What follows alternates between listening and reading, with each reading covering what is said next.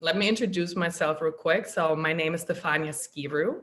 I am a coach's wife, now a mother of two. I have a 3-month-old now as well, and a 2-year-old. And I also run a PR and marketing firm, and we basically help clients elevate to the next level. We handle all their press work, strategic partnerships, and help them turn their passion projects into profitable enterprises. And of course, we're always their biggest cheerleaders. And I represent, and I'm very honored to represent these two powerhouses that are joining me tonight. Natasha Hastings, she's a 2-time Olympic gold medalist. She's a single mom to beautiful baby boy Liam. She runs her own cosmetics business. She's a philanthropist. She has her own nonprofit, her own YouTube channel. She's a social media influencer. She just does it all. Just a kick-ass woman. And then we have Priscilla. She is an Olympic high jumper, 2-time Pan American silver medalist. She owns her own businesses as well. She's a podcast host and future Marvel actress, because we have to put this out there. That's her big dream, to become a Marvel actress. And we're just going to put out this energy out there. So 2020, okay, has been quite a year. I don't even know where to begin. So Natasha, your year started off with a lot of heartbreak. The engagement with your son's father broke off, then COVID, Olympics postponed, social unrest, the election, just a lot of stuff going on, all while figuring out how to co-parent, how to be a single mom. So how did you overcome all these obstacles, and what did you learn from them? I have to say the first thing was like jumping 10 toes down into therapy. And like everything from the breakup to single motherhood to training for the Olympics to the postponement for the Olympics were instances where like I really had to overcome, of course, but I was really forced to like sit with myself and look myself in the mirror, if you will, and kind of like come face to face. It's funny because actually yesterday in therapy, I talked to my therapist about this, that like at the beginning of the year, our very first session, she asked me 2 questions that I did not have the answer to. And it was, what do you need and how do you feel? And I was like, what do I need? How do I feel? I don't know. I just do. Like, I have to take care of my son. I have to perform. I just do. I don't think about those things. So it's been really challenging to like sit in this space, not travel since March 9th. But I really think that the pandemic was a blessing in that it gave me time, and it gave me time to work on myself and, to find out what I need, to find out what my boundaries are, the extra time to recover from having my son, because I just knew I was ready to conquer the world, but I had no idea what it would be like coming back from giving birth. And then the added stress of, having to deal with my breakup and the postponement of the games. It was time that I wasn't aware that I needed, but it was also time that I was able to spend with myself and give myself the proper care to come out of those things successfully. Great. Priscilla, I know it's been a challenging year for you as well. You're an unsigned athlete. So all these meets being canceled, was another tragedy added to everything else. But it seems that all these obstacles kind of fuel you, and you always find a way to reinvent yourself. And when your back is against the wall, you just seem to be thriving. So how do you do it? And what does it mean for you in the grand scheme of things? You know what, to be honest, I have always been the underdog. I have always been counted out. People always compared me to other people in my events and things that I wanted to do. And so for me, I realized as I got older, I had to change the narrative because I was starting to believe what they were saying. I was starting to be a part of that narrative. And I realized that I was self-doubting myself. I was, negative talk to myself. And I thought, this can't be. I need to be the change that I want to see. And if I can, be that example of that light and that positivity and that courage and that warrior spirit, then that's what I was going to do. And so I've had obstacles, and for me, it's kind of normal. Now it's kind of like part of the journey. And I've learned that I have to grow through it, and I have to be as open and as genuine about it, because I know that I'm not the only person going through it. And so in order to be a leader, I have to be able to push myself and also be that example. And so for me, I get one life, and that's it. There's no, second chances. So when I do something, I do it with intent. And so thinking about the Olympics being postponed, I thought, okay, this is more time for me to become flexible. And this is my time to start interviewing people. I got the platform and I create a show. And so, I have all these obstacles thrown at me. I just kind of juggle it and change the narrative and become more positive and be a courageous warrior. And I think that's a narrative that I think a lot more people need to take. Great. What are some of your biggest failures, can be in sport, in life in general, that turned out to be your greatest lessons for both of you guys? You want to go, Natasha? Yeah. I always go back to 2012, not making the 2012 games. But before I get into that, I want to say that every failure is a lesson, and it is an opportunity to get up, try again, to redeem yourself, to grow. I recently did a speaking engagement, and Steph, you introduced me and you named all of my accolades. And so after I was introduced, I named all of my failures, because the funny thing is, we can have all of these accolades before our names, but most times we judge ourselves based on our failures. Yeah. For whatever reason, our failures stick out more in our mind than our actual accomplishments. And, in some ways it's a good thing, because it fuels you to go after your dream and never wanting to feel that feeling again, and wanting to work harder and wanting to prove the naysayers wrong and all of those things.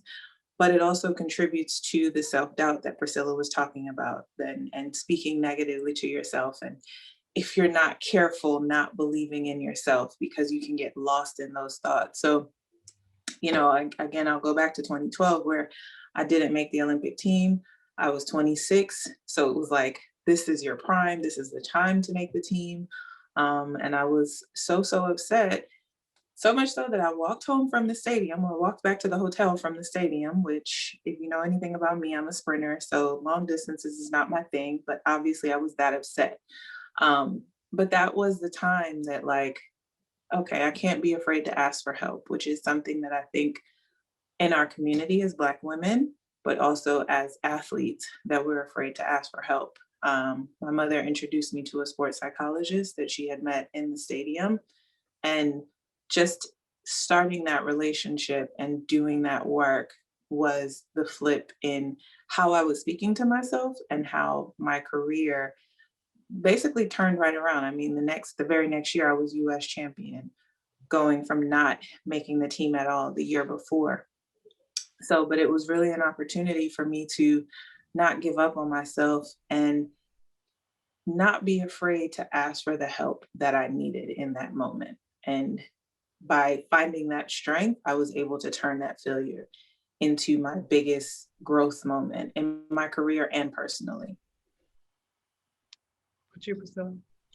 I know exactly when it happened, and there's been many moments that I feel I always get an aha moment. Like, I'm always just like, oh, that's what God wanted me to put me through. Okay, I got you. I understand now. And so the first one was not making the 2012 Olympics. And for me, I wasn't putting any pressure on myself. I was just going out and having a good time. But sitting at home and watching the opening ceremonies, knowing that I worked so hard and trained so hard and I wasn't there, I was like, I will never feel this again. And so where most people would just give up, I used that, and I was like, it's time for me to rise. It's time for me to rise up, and I'm ready to go. And if I didn't make it this time, I'm definitely going to make it the next. So In 2014, I became a dual citizenship of Antigua and Barbuda, and I broke their national record. I became the national champ, and it just gave me that fuel that I needed. And then again, I got knocked down again at Indoor World Championships when I pulled my hamstring. And when you feel like Natasha said, you're in the prime, like this is it. My agent was there, Adidas was there, the person that invented pretty much the high jump was there, and you're just, and they're messaging you like, we can't wait to see you. And I'm like, yes, this is it. And I pulled my hamstring and I was like, well, this is horrible. And so it's one of those moments where I thought my whole career was over. It was all done and said. And I realized that there's obviously something else that needed to be done. And now I realize that I got too caught up. I was so focused and worried about getting signed and jumping the highest. I didn't care about my health. I didn't care about my relationships, my mental. I never cared about any of this, my nutrition. And so it gave me that time to say, okay, I need to become this leader of an athlete all the way through and through. So I got a sports psychologist. I got a nutritionist. I worked with my coach more closely. I worked on certain things that I wasn't that great at. I worked on my weaknesses. And so through all this pain that I went through, it was a beautiful, immersion of my strength and to become this athlete that I'm so proud to be today. Awesome. Wow. Very inspiring. I mean, I know some of it, but hearing it from you guys again is just very inspiring. Let's talk about inequities in sports, not just the pay gap, but also how women are perceived in comparison to men. For example, if a man says he's the best in the world, he's confident, he believes in himself. But when a woman says it, oh my God, she's a diva, she's cocky, she's conceited. So why is it that way? And what can we do to address these issues? You want me to go first? I love I'll just go. The champion always goes first. I will always give you that lead, girl. This is something that I can say was one of the motivating factors for me starting my nonprofit. And I think largely, unfortunately, we live in a misogynist world. And so misogyny will find its place in every aspect of our lives. And it has found its place in sports. And I have had issues with everything from how we're portrayed and how we're referred to or spoken of.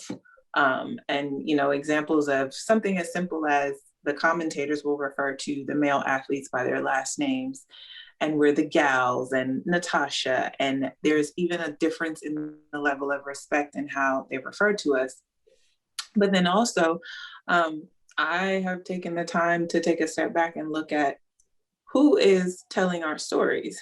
And by that, I mean, when I look at the cameraman, I don't recall seeing a woman, and I have been competing internationally on television. I can't even count the years, probably 20 years now. I've never seen a woman behind the camera. And so this is one of the things that I talk about when I speak to young girls, is that in order for us to be the change, as Priscilla said, we have to take up the space. We have to be the ones telling our stories. We have to be the ones making the decisions for us. When I talk about my experience becoming a mother and being afraid to tell my sponsor, thank God when I made the phone call, I made it to a woman, not a man. Had it been a man on the other side of the phone line, it was so refreshing to me that when I made the phone call, she said, I understand what you're going through. I'm not an athlete, but when I was pregnant and I had to tell my employer that I was pregnant, I was afraid, and my husband didn't understand. And I think largely we need to do our part to move into the spaces that make these decisions for us. And that's from everything from being the journalist to the agent, the broadcast. We need to take up this space, because as long as we're not the ones in control of our narratives and the decision-making process, unfortunately, misogyny will rule until the end of time. I absolutely agree. I think that is a wonderful point and very, very necessary. And I'm going to take a little bit of like the other road of, I think, as being a female athlete, I am a Black Caribbean field eventer. So I am like, I don't get camera time. I don't even get mentioned.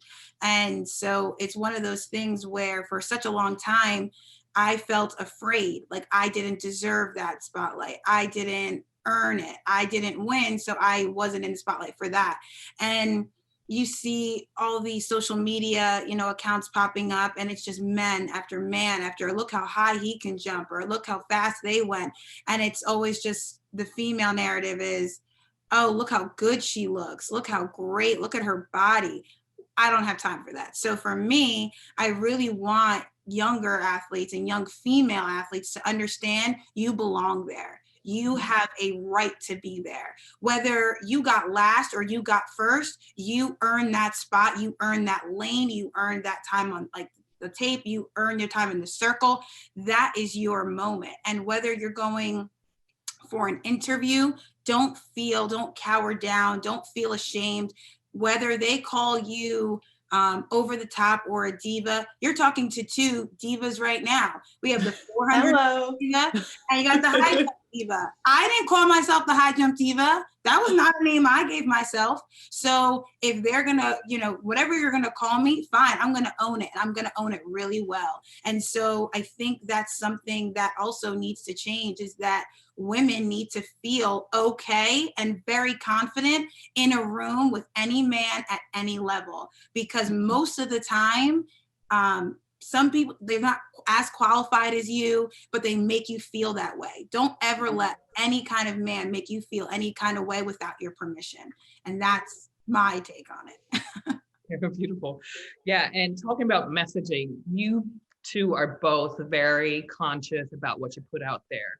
And I don't know how many times I declined detox partnerships, detox teas, because they take advantage of women's insecurities, right? They tell you, okay, drink this tea, which basically just gives you diarrhea, and you'll look, perfectly. And, you guys have been training your entire life. It's not some tea that made you look the way you look. So talking about this, what are some of the messages? I mean, we heard already some, but what are some other messages you want young girls to receive from you? I think I'm going to piggyback off of what Priscilla said as well, as far as being confident in, taking up the space, knowing that you deserve to be here, knowing that you are beautiful as you are. And that's everything, owning everything from who you are emotionally to physically, because to that point, what you were saying earlier about, being passionate sometimes is read as being a diva or emotional. And it's like, no, I'm just hype that I perform this way, or I'm upset that I perform this way. Like, I have emotions, and that's okay. And I can own those things and be, human, and allow myself to go through those emotions and feel the things that I feel. But also, I can love my body however it is. Beauty, is defined by me, not by what society says I'm supposed to look like, or what my event says my body type should be, or my sport should be or what my sport says my body type should be. I'm sorry. But really, allowing yourself to define what that beauty is for you. And I think something that I've tried to do in my journey is that, and I think in following Priscilla, I think Priscilla can attest to this as well. Social media is very much so a place where we show the things that we want to show. And most times it's the best version of ourselves. I try to be as transparent as I am comfortable with about. Some days it's not all that it seems. Some days, as much as I say that, as athletes, sometimes we're referred to as superheroes, or people think that we don't have emotions, or that we look in the mirror and today I'm bloated, I'm not really happy with how I look. No, I have days where I'm like, dang girl, this booty is kind of big. Or dang girl, I like how round your booty is, but I try to be vulnerable and share those moments as well, those moments that I didn't perform well. I'm not going to sit up here and act like I'm happy about it. No, I'm a human being with emotions, and I think we need to be more real and authentic about those real emotions that we have. I'm loving everything you're saying, Natasha. It's so fabulous. I definitely would tell young girls, and this is something that I feel like I've already said and I drive home so much, but I feel that every young lady should feel so confident in themselves and love the story that they've been given. And I feel that every day, self-positive talk is very, very important. So for me, I was at a track meet and my roomie, I was like, oh my God, I hate my hair. Like, it's so gross. And she looked at me without hesitation and said, please don't speak to my friend that way. And it was such a crazy like mirror. And I was like, oh man, you're right. I can't say things like that to myself. So I truly feel that if I'm such a punk. I'm sorry, my eyes started watering.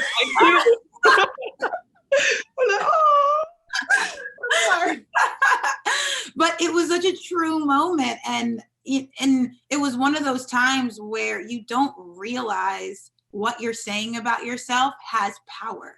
And so you can read all these things, your words have power, this has power, your actions have power, you have power. Mm-hmm. You are a confident diva of a warrior. Own it. You are fabulous. You are phenomenal. You are wonderfully made, and there should be no reason why you shouldn't approach each day like you already won the day. And so if I had one thing to tell young ladies, it would to be that confident warrior. Be proud of exactly who you are. And I love that there are women out there that are now speaking out. Natasha, myself, Simone Biles, Serena. It's like all these women, we get these titles and we get reprimanded for who we are. And there was a tweet today that I guess ESPN put out, the GOAT, and there was no woman involved in the conversation at all. So I say this because Simone called them out. Before, we would never hear anything. We would never say anything. But now we're feeling the right that we have power in who we are and where we stand. And so I definitely think that girls need to know that there are leaders out there following our footsteps. We're paving the way so that you can freaking fly. Beautiful. Awesome. Yeah. Oh, I almost cried. I'm like, anyways, so I caught it. What are still some taboo topics in sports that should be addressed? I always start off with your period.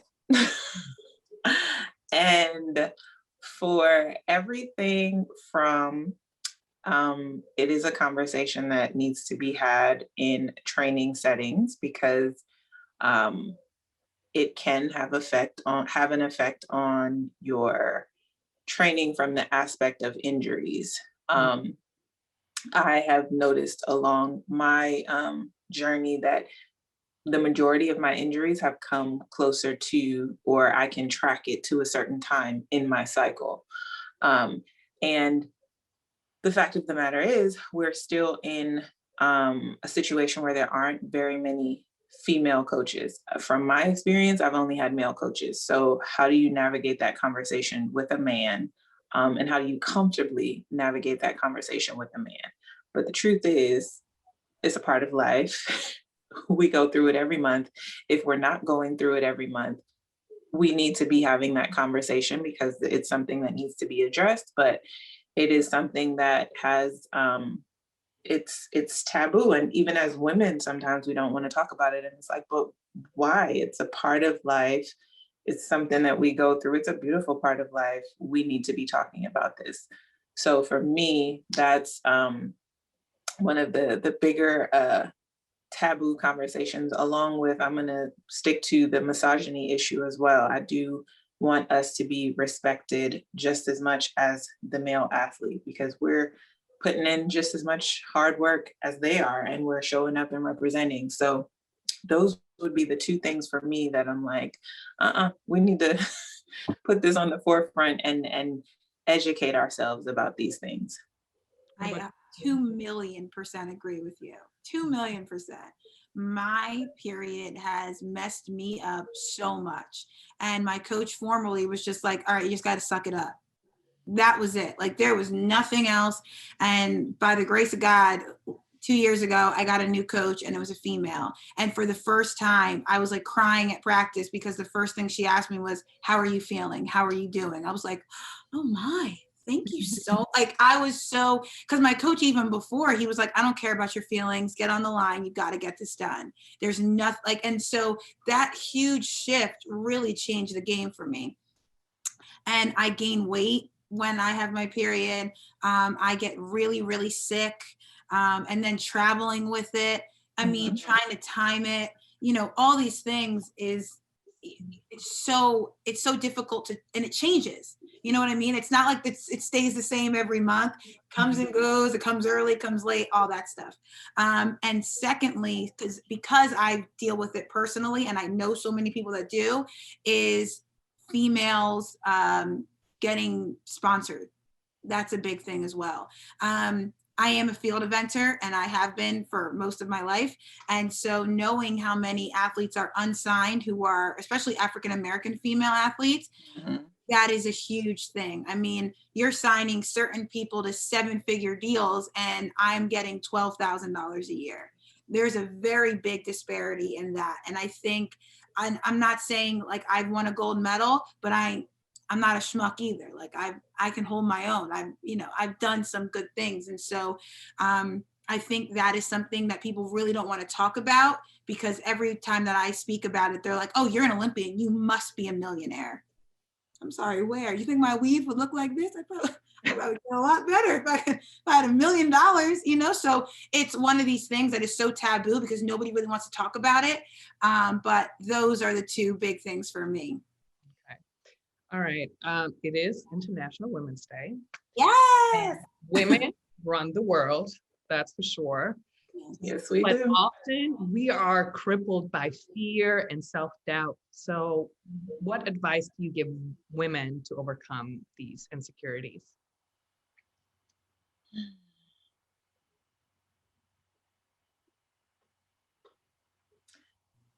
The thing that's sticking out in my mind is something that my therapist also said to me a few months ago, was that as women, we wear our struggle as a badge of honor.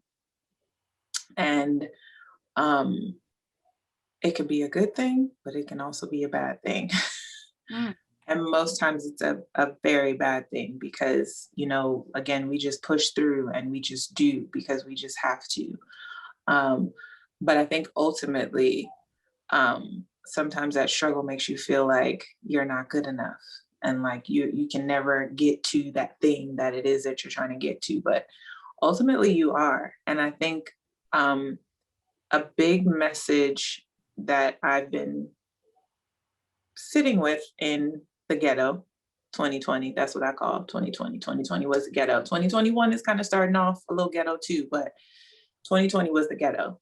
A thing that I have been sitting with is that we say, there's this saying that, like, give them their flowers while they're here. You got to give yourself your flowers. And it's everything from those flowers in self-love, but also those flowers in celebrating you and what you've accomplished. Because again, we get lost in the failures because things don't look the way that we want them to look. But in actuality, if you sit back and actually take a look at what you've accomplished, speak positively to yourself, what those small victories were in each day, you will actually see that you have accomplished quite a bit, and you're really measuring yourself up against your failures, as opposed to what it is that you get up every day and do. And I think every win needs to be counted. Every win, from waking up in the morning, saying your prayers, being a damn good mom, damn good boss, damn good CEO, damn whatever it is that you do. I think you got to give yourself your flowers and love on yourself and celebrate everything it is that you do. And I think the more that we do those things for ourselves is the more confident we can feel in getting up every morning and doing those things for ourselves. Okay, great. Yes, We I have mean, 5 more minutes left. So Priscilla, I mean, we can end on that. That was a good one. I wish I had a clap button. We got 5 minutes. I was trying to find it. I was like, where's the clap button at the praise Jesus? Can you repeat the question one more time? just advice for women to overcome fear and self-doubt. Okay. I truly think this is something that needs to be said. Why are you saying that you have self-doubt? Like, why do you have self-doubt? And I believe that self-doubt comes from comparing yourself to other people. Because when I wake up in the morning, I'm like, wow, I accomplished this, this, this, and this. And I write out what I'm grateful for, what I can't wait for the day, because I practice these things. So yes, times get a little bit overwhelming, but I'm never negative to myself. And I say this before, I need it to be the change that I want to see. So for me, I truly believe that you need to give yourself the flowers. You need to give yourself a pat on the back. You need to give yourself grace. You need to give yourself kindness. Treat yourself, boo-boo, treat yourself. Like, enjoy life, enjoy the day, enjoy the moments, enjoy that cup of coffee, enjoy that glass of wine, enjoy who you are, because you are wonderfully made, you are phenomenally made, and there's nothing that you should be ashamed of. Amen.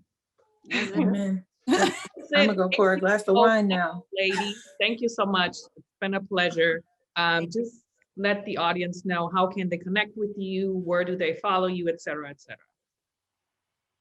I am Natasha Hastings on all the things: Instagram, Twitter, Facebook, YouTube, Natasha Hastings. Oh, wow, yours is so much easier. I'm like, so I just changed my name. So there's a lot of different things. So on Instagram and on Facebook, it's Priscilla Frederick. And then YouTube is Priscilla Loomis. And then it's PriscillaLoomis.com. But regardless, I double checked. You can type in Priscilla Loomis or Priscilla Frederick, and I come up either way. If you got the purple hair, you're in the right place. Perfect. Thank you. Love and miss you, girls. See you soon.